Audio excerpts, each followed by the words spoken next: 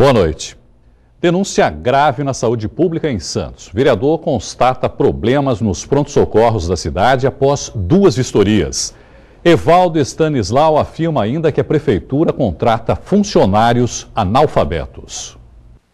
Macas rasgadas, paredes com infiltrações e suportes enferrujados. Essa é a situação dos prontos-socorros de Santos. O problema verificado inicialmente em vistoria, feita há 90 dias pelo vereador Evaldo Stanislau, continua. De uma maneira geral, mudou muito pouco. Um ou outro mobiliário foi substituído, houve uma melhor organização de alguns medicamentos, mas continua muito sujo, continua muito desorganizado, continua um ambiente hostil, tanto para o paciente ser tratado quanto para o funcionário trabalhar, né? E colocando em risco a saúde tanto do funcionário quanto do paciente que procura atendimento. O prazo para resolver as questões não foi cumprido. O prazo de 3 meses, quem pediu foi o próprio secretário. Então nós obedecemos o prazo e voltamos. Há uma alegação de que a dengue atrapalhou, mas a primeira reunião foi feita em janeiro. A dengue é uma doença previsível, quer dizer, quando se pede 3 meses, você já sabe que nesses 3 meses vai ter uma epidemia de dengue, porque isso era plenamente previsível. Quem precisa de atendimento sofre com a precariedade do local. Pacientes tomam medicamento no corredor do pronto-socorro e são obrigados a segurar o próprio soro por causa da falta de suporte.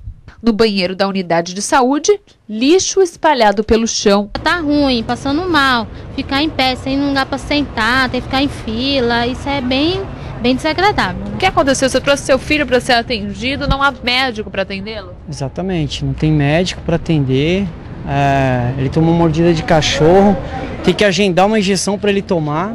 Não tem nem a injeção disponível. Nem injeção disponível. A gente nota principalmente na área administrativa que em horários de pico, um funcionário fazendo ficha, queixa dos próprios funcionários de que o sistema de informática ele cai, ele é inadequado, faltam impressoras, faltam profissionais da área médica, faltam profissionais da área de enfermagem e a resultante disso tudo são filas, um atendimento precário e a insatisfação geral. O laudo da nova vistoria será encaminhado ao Ministério Público. Ficaremos em cima da Secretaria Municipal de Saúde e do prefeito para que as ações sejam efetivas e vamos acompanhar, evidentemente, atentamente a cada procedimento. Além disso, nós fazemos inúmeros requerimentos acerca dos problemas, temos tido resposta pífia aos requerimentos que são feitos, isso é muito sério, porque o requerimento é uma forma de fiscalização importante e em algum deles que eu perguntava sobre o número de funcionários e a qualificação técnica dos funcionários, veio que tinha auxiliares de enfermagem, motoristas do SAMU, analfabetos, o que mostra o total descontrole, inclusive, do corpo técnico que está a serviço da Secretaria de Saúde. A Prefeitura esclarece que conta com um quadro de funcionários de alta qualidade, sendo que a maioria ingressou por meio de concurso público. Informa ainda que existe uma política de requalificação dos servidores. Pelo projeto Educação de Jovens e Adultos, funcionários são alfabetizados e passam por outros cursos. Um recadastramento está sendo feito para incluir outros servidores no programa. Já em Cubatão, a partir de hoje, a maternidade municipal só atende casos de emergência. A prefeitura interditou uma parte do hospital por causa de uma bactéria. A partir de agora, as gestantes que procurarem o Hospital Municipal de Cubatão serão encaminhadas para outras unidades de saúde da Baixada Santista. Aqui, só grávidas com casos urgentes serão atendidas. Segundo a Prefeitura, o motivo do fechamento da unidade de terapia intensiva neonatal e do centro obstétrico é a presença de uma bactéria na UTI. A ProSaúde, empresa que administra o hospital, informou que o local foi fechado por falta de estrutura. Segundo eles, a dívida da prefeitura é de 7,4 milhões de reais. Por isso, a manutenção dos equipamentos da UTI não foi feita. Hoje, dos 7 leitos disponíveis, 2 estão interditados. Adriana teve o filho há 2 meses nesse hospital. A dona de casa fez uma cesariana e afirma que o atendimento foi péssimo. Depois do parto, ela ficou internada por 8 dias por causa de uma infecção hospitalar. Eu entrei para o tratamento de diabetes, né? Ao todo eu fiquei 21 dias internada. Eu digo que foi do hospital, porque eu não estava com infecção. A Prefeitura informa que o procedimento de investigação da bactéria pode durar de 1 semana a 15 dias. Após esse período, o atendimento voltará ao normal. Quanto à ProSaúde, a empresa já foi notificada sobre a necessidade de respeitar o contrato em vigor. Segundo a administração municipal, uma liminar garante que os serviços emergenciais não sejam interrompidos. E foi confirmada agora, no final da tarde, a segunda morte por dengue na região. A vítima é a Adriana da Hora, de 34 anos. Ela faleceu no dia 15 de março no Hospital Municipal de São Vicente. Outros 4 casos suspeitos estão sendo investigados na cidade. Nós vamos aumentar as nossas equipes e fazer as nossas ações. Tivemos um caso assim que desagradou muito a gente. Estavam com a equipe do Fumacê, né, lá na Vila Margarida, tentaram assaltar. Então a sociedade precisa também cooperar conosco, porque até os nossos profissionais sofrem com isso, com a questão da insegurança. E esperamos, com pesar, eu receba essa notícia e vamos aumentar a nossa estrutura, apesar de pedir à sociedade para colaborar conosco. Imagina você trabalhar de segunda a sexta-feira e ganhar R$40 mil no fim do mês. Bom, né? Pois é. Esse é o salário de alguns funcionários da Câmara do Guarujá. Maior até que o da prefeita da cidade. O que será que o morador de Guarujá pensa de 15 funcionários da Câmara que exercem funções normais e ganham mais de R$15 mil por mês? Estou indignado com isso. Ruas todas esburacadas, em que nós votamos, que nos prometeu que dariam 4 anos maravilhosos para nós, e no fim você vê a mega salário que esses funcionários estão ganhando e nada feito para nós aqui. A gente está ganhando um salário mínimo e eles lá sem fazer nada ganhando sem palavras, viu? Tem pessoas ganhando um salário mínimo, tentando sobreviver com um salário mínimo, um artista desse aí com R$15 mil. Ah, pelo amor de Deus. Os salários exorbitantes chegam a ser ainda maiores, atingem 39 dos 200 servidores. É um tipo de gratificação que foi incorporada ao pagamento, um artigo de um projeto de lei aprovado em novembro do ano passado. Os salários vinham ao longo dos anos sendo reajustados de acordo com a legislação. Acontece que o GAP, esse artigo da lei que foi aprovado, ele permitia que existisse uma folha em paralelo à folha normal de pagamento. Essa folha em paralelo fez com que os salários aumentassem até 40%. Então aí está essa diferença e esse salário exorbitante. Essa gratificação está sendo paga desde janeiro. Teve gente, inclusive, que chegou a receber R$40 mil por mês, mais do que o salário da prefeita, por exemplo, que é de R$17 mil. O presidente do Legislativo garante que tudo foi feito dentro da legalidade e, por isso, os servidores não vão ter que devolver o dinheiro. É legal. É legal. Tudo que foi feito foi legalmente, dentro da lei. Mas garante que o cenário vai mudar. Sexta-feira, suspendemos qualquer pagamento aqui na Câmara, ninguém mais recebe. E na terça-feira passada, agora, a Câmara mesmo votou e de vez extinguiu, revogou a lei que permitia que acontecesse dessa maneira. Não é um pagamento moral. A Câmara não pode continuar pagando isso, comprometer o orçamento futuro da Câmara Municipal, nem mesmo mostrar para a população, né, que estava tentando ser uma Câmara nova, uma Câmara que quer se transformar e usando práticas do passado. O ex-policial militar Wagner da Cunha foi condenado a 15 anos de prisão pela morte da mulher Cláudia Regina Petri. O crime foi em 2006. O julgamento começou ontem no Fórum de Santos e se estendeu pela madrugada. Foram mais de 15 horas de julgamento para a sentença ser anunciada. O ex-policial militar Wagner da Cunha foi condenado a 15 anos e 8 meses de prisão. Ele é culpado pela morte da oficial de justiça Cláudia Regina Petri. O réu irá responder pelos crimes de homicídio duplamente qualificado e falsificação de documentos. Depois de 2 audiências canceladas, a família da vítima acredita que a justiça foi feita. O que aconteceu com minha filha não podia ficar impune. Já imaginou a absolvição depois de tudo que fez o Wagner da Cunha? Eu não estou aqui para vilipendiar, sou cristão. Ele está pagando pelo que ele fez. Felizmente o júri acatou toda aquela quantidade de provas que foi produzida pelas perícias, pelo Ministério Público, pelo delegado do caso, e para nós o importante era a condenação. Cláudia Regina foi encontrada morta no prédio onde morava no Gonzaga, em Santos, em agosto de 2006. Ela foi jogada no fosso do elevador do 9º andar. Durante as investigações foram descartados suicídio e acidente. O principal acusado foi o marido da vítima. Isso porque ele era o único beneficiário do seguro de vida de Cláudia, no valor de R$ 410 mil. Além disso, exames comprovaram que a assinatura de Cláudia foi falsificada em cheques e na apólice do seguro. Durante o dia, 10 testemunhas foram ouvidas, 7 de acusação e 3 de defesa. E foi por volta da 00:30 que o júri popular se reuniu junto com o juiz. Depois de 1 hora de espera, veio o resultado da pena de Wagner. Nós conseguimos, acho que com sucesso, levar o nosso pensamento aos jurados e eles acataram a nossa acusação. Mas apesar de condenado, o réu não irá para a prisão. Os advogados já entraram com recurso e Wagner da Cunha vai aguardar o resultado em liberdade. Agora o processo vai ser consertado, vai para o Tribunal de Justiça, porque eu pugnei por arrazoar lá, apresentar as razões recursais perante a Corte Superior. O processo sobe a São Paulo, vai para o Tribunal de Justiça, e o Tribunal de Justiça vai me intimar para apresentar as minhas razões. Depois o Ministério Público contraria e vai para o julgamento. A seguir as notícias do esporte, além das últimas informações do Santos, que treinou agora há pouco, você vai conhecer também a nova equipe de natação da Unisanta. Nós voltamos já.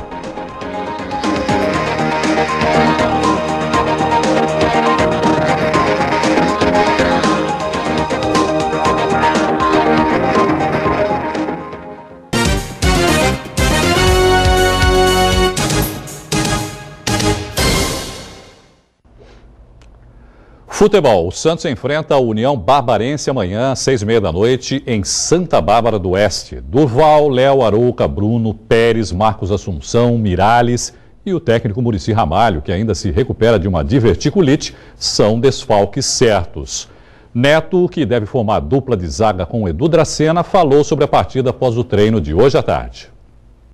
Contra o São Caetano a gente empatou o jogo que eu joguei e a gente jogou muito bem. São Caetano teve a felicidade de fazer um gol rápido, mas o nosso time teve 18 finalizações. No começo do campeonato o time estava bem. São Paulo é o líder, nós ganhamos de 3-1 em casa. Sofremos um gol de falta porque o Jadson foi feliz, mas nossa equipe não correu risco nenhum. Então nossa equipe oscilou um pouco. O futebol de hoje apresentado, que a gente está apresentando, não é o futebol que a gente gostaria de estar apresentando. E a gente sabe disso. Só que já apresentamos um padrão de futebol muito melhor que esse que a gente está apresentando. E a gente vai tentar buscar esse padrão de novo. Porque nossa equipe tem jogadores de seleção brasileira, tem jogadores de seleção argentina, jogadores experientes. Os que subiram aqui foram campeões. Os que vieram foram bem-sucedidos em outros lugares. Então, esse padrão de jogo, uma hora ou outra, vai voltar. E eu já jogando, eu já vi que a gente pode se melhorar. Agora a gente espera fazer um jogo melhor lá em Santa Bárbara. Isso vai depender jogo a jogo, dia a dia. A gente conseguir fazer aquilo que a gente já fez nesse campeonato.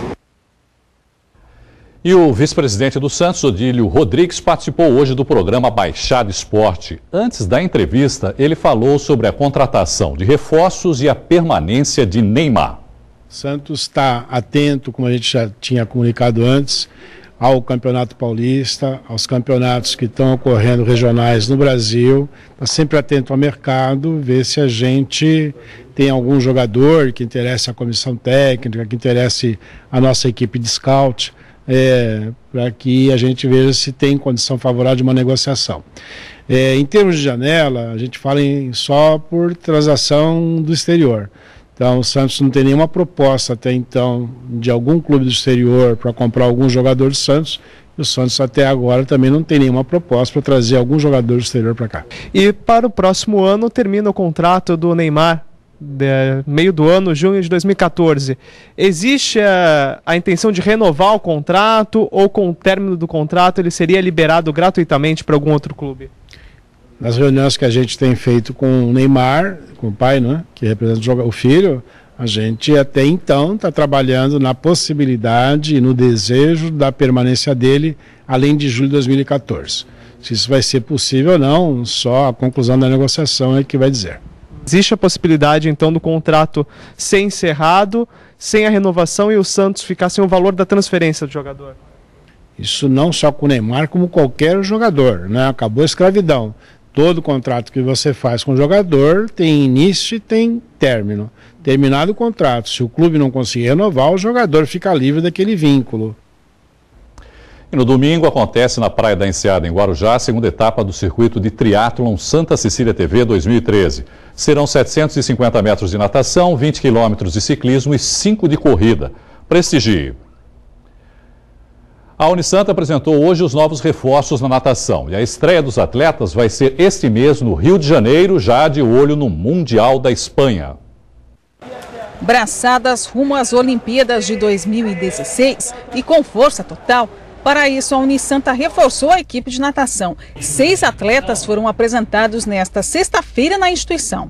O Nicolas Santos, né, campeão mundial na Turquia agora no final de dezembro, foi campeão mundial de 50 borboleta.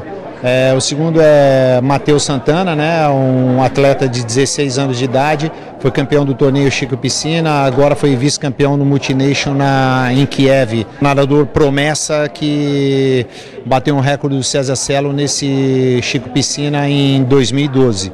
A terceira, Tatiana Lemos, que é uma nadadora recordista sul-americana dos 100 e 200 metros nado livre, nadadora de 2 pan-americanos. Thales Cerdeira é um nadador que foi semifinalista olímpico na prova de 200 metros nado peito.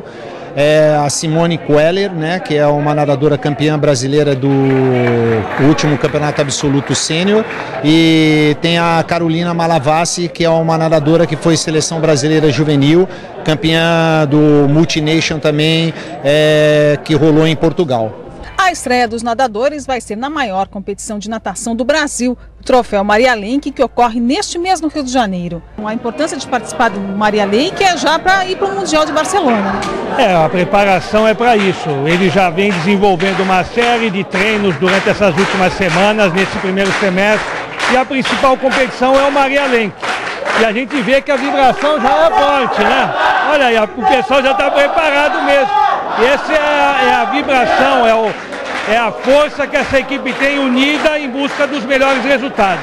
Com as novas contratações, a equipe vai trocar experiências com nadadores que já detêm títulos nacionais e internacionais, prova da importância que a Unisanta dá ao esporte e à formação de atletas. É importante essa conciliação da parte esportiva com a parte do ensino, e o Santa Cecília faz isso muito bem. Por isso que é a principal instituição do Brasil em termos de resultados no esporte. Nós queremos continuar incentivando dessa forma, não apenas para a obtenção de resultados de medalhas, mas para que a gente consiga também motivá-los na prática de esportes e na superação dos seus próprios limites. E hoje é dia de decisão. Daqui a pouco tem a final da 9ª edição da Copa FEFESP de futsal escolar. E direto do ginásio poliesportivo da Unisanta, o repórter Felipe Gongola tem as informações. Olá, Felipe, boa noite. Boa noite, Irineu. Boa noite a todos. Neste momento acontece a decisão do terceiro lugar entre o Colégio Santa Cecília e Celestim Frenet. A partida está 3-2 para o time visitante. O tempo técnico foi pedido para os treinadores e a partida está no segundo tempo. Eu vou conversar com o coordenador do curso da FEFESP, né? Mais uma edição que foi muito boa, né? Sim, das últimas foi a mais equilibrada, né? Por não ter meninos federados, o curso equilibrou muito o nível técnico também. Nós temos foram 2 semifinais emocionantes na quarta-feira.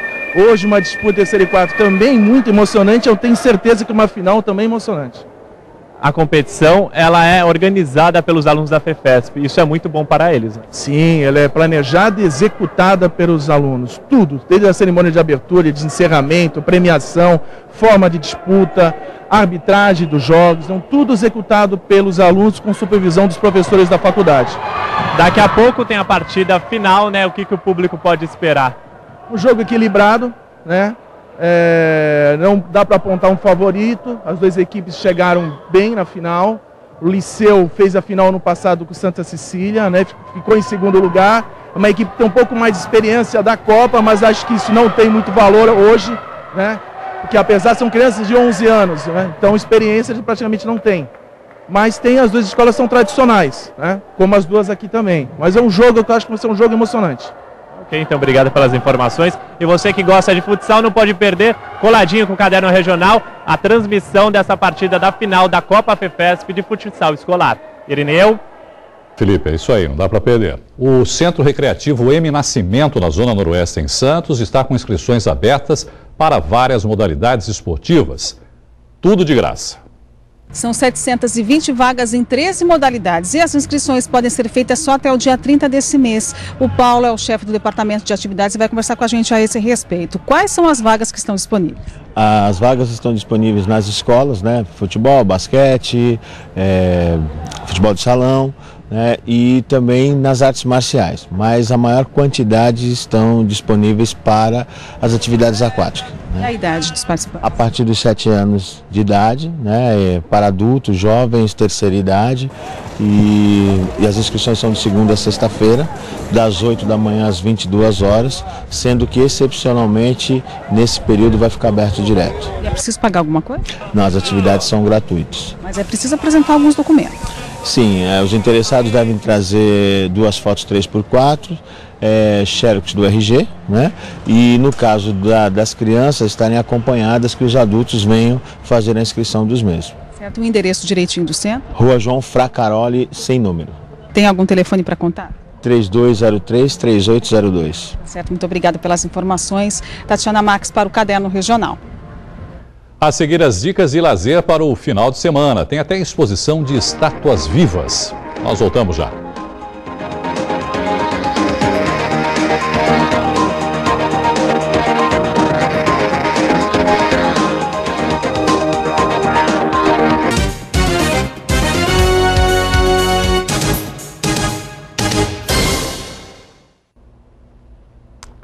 O tomate, quem diria, virou o artigo de luxo. Está custando em média R$ 12,00 o quilo. O assunto ganhou até críticas bem-humoradas nas redes sociais. Hoje, sair da feira com a sacola e o carrinho cheio custa caro, muito caro. Os consumidores que o digam. Subiu tudo. A cesta básica subiu o triplo. E a gente não ganha para pagar nada. É um absurdo, né? Tem produtos que não vai dar nem para comprar, o que a gente está acostumado. Vamos ter que estar substituindo. Tá terrível.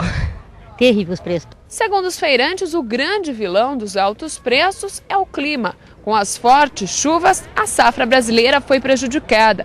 Outro motivo é que com o diesel mais caro, os produtores gastam mais para levar os produtos até as grandes cidades. Segundo a Fundação Getúlio Vargas, as hortaliças e os legumes acumulam a maior alta dos últimos 14 anos. No primeiro trimestre desse ano, a batata subiu em média 46%, a cebola 69% e a cenoura 72%. Mas foi o tomate o campeão da inflação. A fruta está 150% mais cara. Antes eu levava 3, 4 quilos de tomate, estou levando 1,1 kg. Fazer o quê? Tem que diminuir a quantidade, né? Você não acha esse molho de tomate no mercado, está vazio. O pessoal está usando um molho, né, no lugar do tomate, né? Faz mais ou menos uns 15 dias que eu falei para a esposa, vai usar outro produto, porque você chega no supermercado, o tomate está R$ 12,00. A alta do preço do tomate virou motivo, inclusive, de piadas nas redes sociais. Tomate já faz 10 dias que eu não compro, né? Porque virou artigo de luxo. A cidade de Santos recebeu a 5ª etapa do Festival Gastronômico Sabor São Paulo. 10 finalistas de todo o litoral paulista disputaram a preferência dos jurados.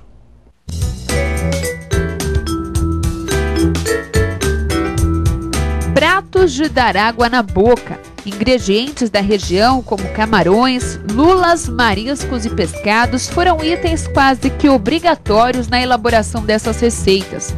Entre as sobremesas, a banana também foi a preferência de muitos chefes. Esses 10 pratos foram selecionados entre mais de 200 inscritos no litoral paulista para o Festival Gastronômico Sabor de São Paulo. O prato tem que ter ou um vínculo histórico com a região, ou tem que ter um apelo turístico forte. objetivo é fomentar o turismo em todo o estado de São Paulo. Nós estamos aqui em Santos na 4ª etapa, nós já passamos por São Carlos, Bauru, Sorocaba e São José do Rio Preto. E aqui em Santos superou todas as expectativas, tem um litoral vasto, nós temos receitas que vão de Cananéia a Ubatuba. Mais de 200 receitas escritas, onde nós selecionamos 10 para participar nessa tarde de hoje. Desses 10 selecionados, apenas 5 participarão da grande final que acontece em junho na capital. 7 jurados técnicos provaram cada uma das receitas. O público em geral também teve a chance de fazer a sua escolha. Todos os pratos estão bem delicados, ninguém exagerou no sal, nos temperos, estão todos muito bons. Agora sempre tem um que a gente puxa mais. Eu gostei muito de um ali da manjubinha recheada. Tá muito bom. É difícil escolher. Vai ser difícil, vai ser realmente no detalhe, naquele temperinho no final que a gente vai definir qual foi o ganhador. Serão 30 finalistas de todo o estado. Os vencedores terão lugar garantido no Guia Turístico Gastronômico Sabor São Paulo. A publicação do governo do estado será distribuída em hotéis, agências de turismo e também na internet. Vai servir de guia para os jornalistas que vão participar da Copa das Confederações, da Copa do Mundo, e São Paulo demonstrando que não é só trabalho, é trabalho, mas é turismo e lazer também.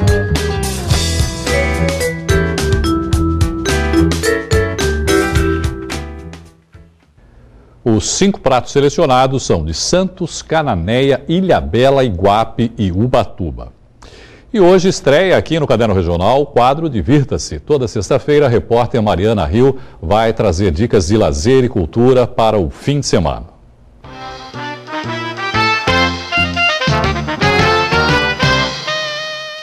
Para quem quer se divertir, não faltam opções nesse fim de semana. Tem 4 estreias no cinema, tem show e teatro. E no domingo ainda tem programação para as crianças. Confira!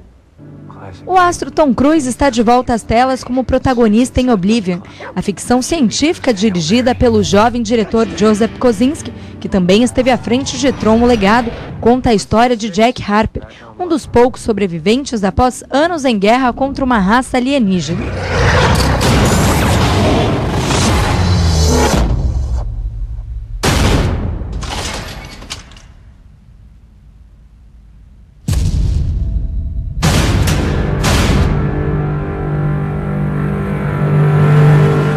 Sylvester Stallone também está de volta com o thriller de ação e suspense Alvo Duplo. Ele é o matador de aluguel Jimmy Bulbo, que faz uma aliança com o inimigo, o detetive Taylor Non, interpretado por Sun Ken. Após verem os parceiros assassinados, eles formam uma parceria em busca de vingança.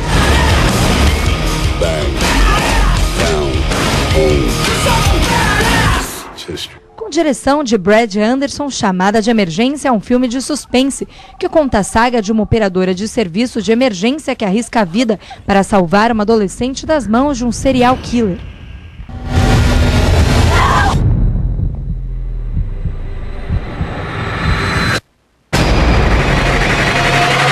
O filme nacional O Carteiro é uma comédia romântica que conta a história de Vitor, que tem como hábito violar a correspondência dos vizinhos.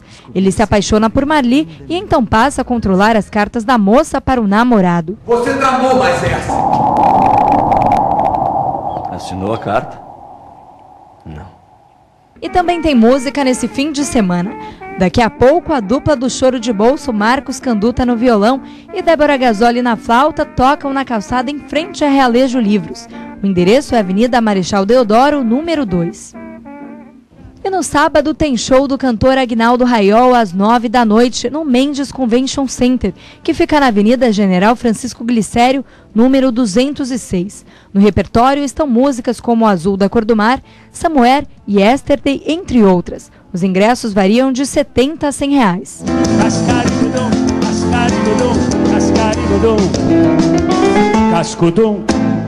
Este domingo, no Teatro Sesc Santos, tem o espetáculo infantil Crianceiras, às 5h30 da tarde. A apresentação é realizada com poesias de Manuel de Barros, transformadas em canções por Márcio de Camilo.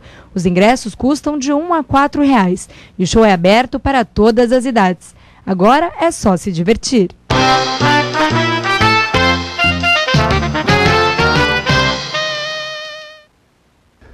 E até domingo, Santos recebe o segundo Festival de Estátuas Vivas. O evento percorre shoppings e praças públicas. O estatuísmo é uma arte popular na Europa, mas no Brasil ainda é pouco divulgado. Os artistas incorporam personagens. Além de uma caracterização especial, é necessário ficar assim, imóvel por muito tempo. Esse é o segundo Festival Estátua Viva de Santos, que reúne 16 artistas do Brasil, da Argentina e do México. Nós temos mais estrangeiros participando este ano, o evento vem repercutindo muito fora do país e nós esperamos um público bem maior. Estamos aguardando, pelo menos foram 7 mil pessoas que nós calculamos na primeira edição e acredito que a gente chegue a umas 10 mil agora. A arte encanta a gente de todas as idades. As crianças no começo têm medo, mas depois ficam curiosas para ver as estátuas de perto. Os adultos também ficam impressionados com algumas performances. Agrada a mim, agrada esse aqui, ó. Ele viu, ficou com medo no princípio, mas tá adorando, tá curtindo.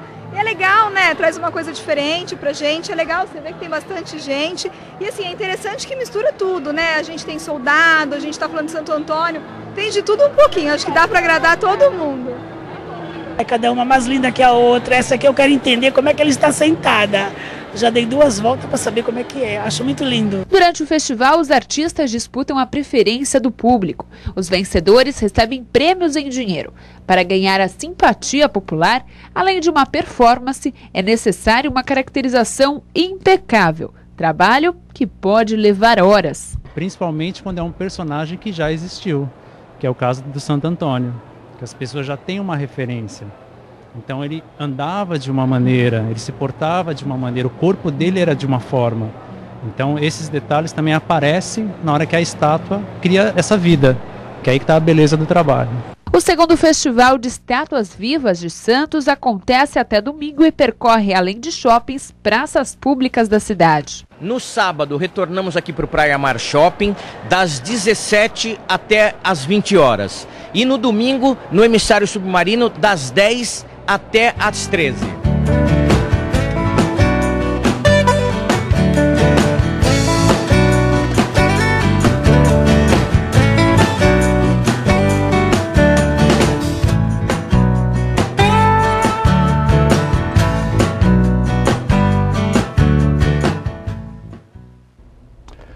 A edição de hoje termina aqui. Pelo Santa Portal, você continua bem informado. Tenham todos um excelente final de semana. Fique agora com a decisão da Copa FEFESP de futsal escolar. Uma boa noite e até segunda. Tchau.